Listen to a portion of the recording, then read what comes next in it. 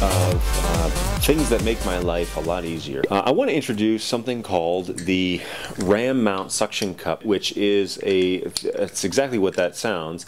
It is a suction cup for a vehicle or for the side of a flat surface that you need to mount something onto. And the basic model comes with a steel arm, and it varies, so when you order it, be sure you check the measurements for that, and a suction cup mount. And then some models will come with an additional piece. So for example, here is an end for my GoPro that I've used to put on the side of a fiberglass canoe, or I put on the top of my truck.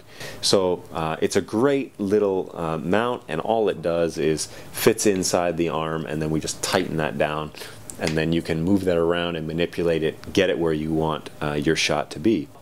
In that same vein, this is the product that I want to review.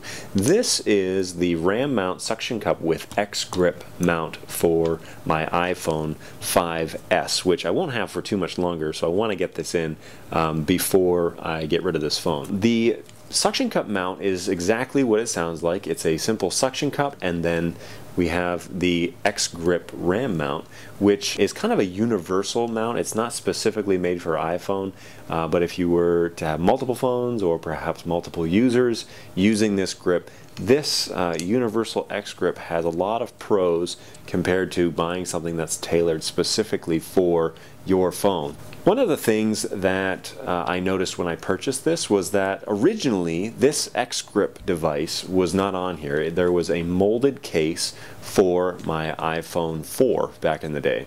I used that for about a month and a half, and that molded case eventually broke. There was a little tooth on the top that clipped the phone in and held it in place, but that eventually broke off, and I still believed in RAM, and I wanted to still purchase one, and they had the universal X-grip, which has really been a big answer in terms of mounting my phone in my car. The biggest difference that I noticed was that with the molded case for the iPhone 4, it would clip in, and for the first couple weeks it was fine, but once I used it a lot, it would begin to move and rattle inside. So I purchased the X-grip, kind of thinking about this. And the X-grip has rubber arms, as you can see, and so when I seat my phone inside, not only does it give it a secure place inside a cradle, but it also keeps it from rattling and making noise, which is great when you use speakerphone in your car and you're wanting it to be hands-free. Now there are several states, provinces, counties, districts that require you to have a hands-free device. I specifically think of Ontario, where my parents live. It is a hands-free zone. You're not allowed to touch a device while you're behind the wheel. So clipping this in before you get going and using the voice-activated system, you can still technically use your phone.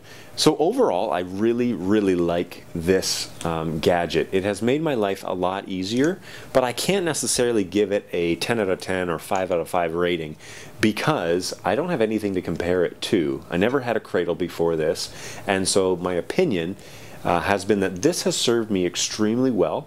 It has eliminated any rattling noise that my phone makes.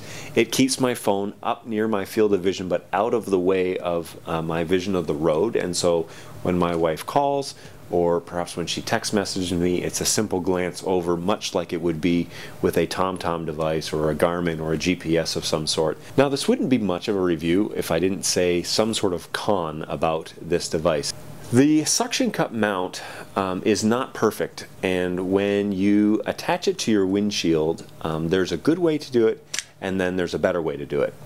In the off position, it's very loose like this. It's not flush to the device, and it's flat surface.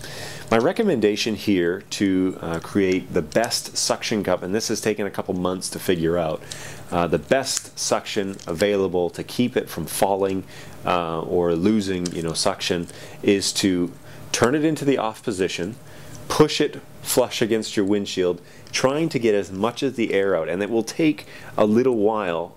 You'll get the feel of it, but it will squeeze the air out, and while pushing that pressure on there, you simply then turn the locking mechanism, and that will create the suction.